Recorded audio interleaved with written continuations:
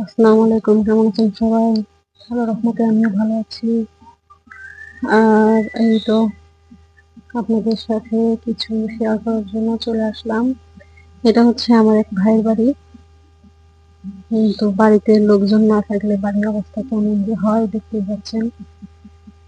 আমার ভাই ভাবি ঘরের দরজায় তালা দিয়ে তার ছেলে মেয়েকে পড়ালেখা করানোর জন্য শহরে চলে গেছে। আসলে ভাবির দুইটা মেয়ে একটা ছেলে, মেয়েটাকে কলেজে ভর্তি করছে, আর বড় মেয়ে কলেজে পড়ে, আর দুটো ছোট।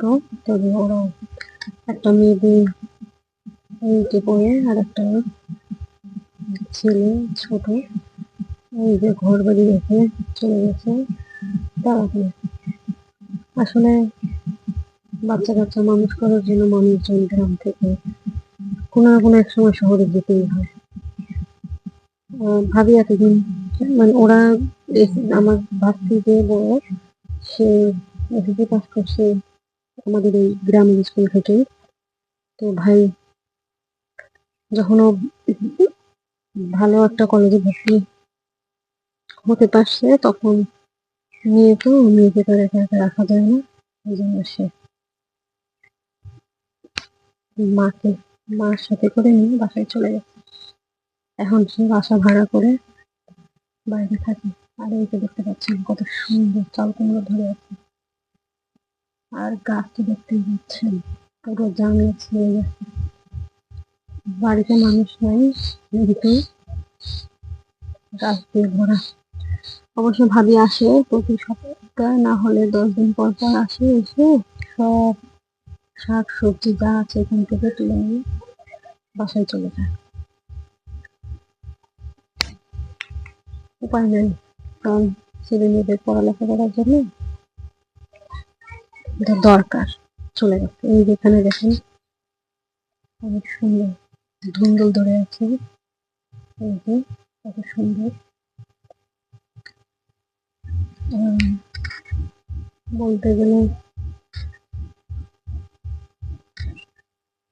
প্রয়োজনের তাগিদেই তারা এগুলো রেখে শহরে চলে গেছে।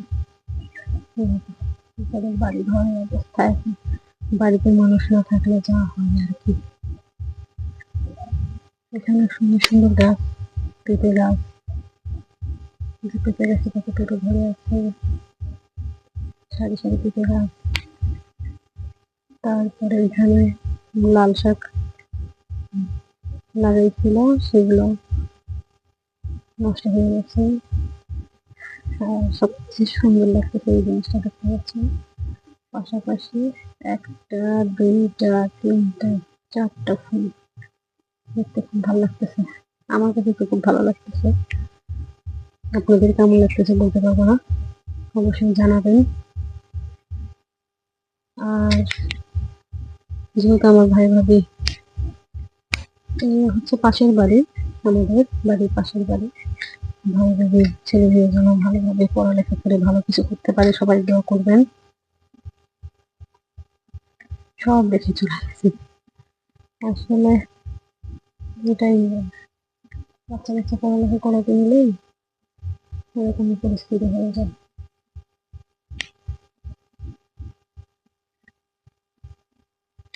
যাই হোক, সবাই ভালো থাকবেন, আমাদের জন্য দোয়া করবেন। আমার এই ভাই ভাবি তার বাচ্চাদের জন্য দোয়া করবেন, তারা যেন ভালো থাকে, সুস্থ থাকে, ভালোভাবে পড়ালেখা করে মানুষ হতে পারে। ভালো থাকবেন সবাই, আল্লাহ হাফেজ।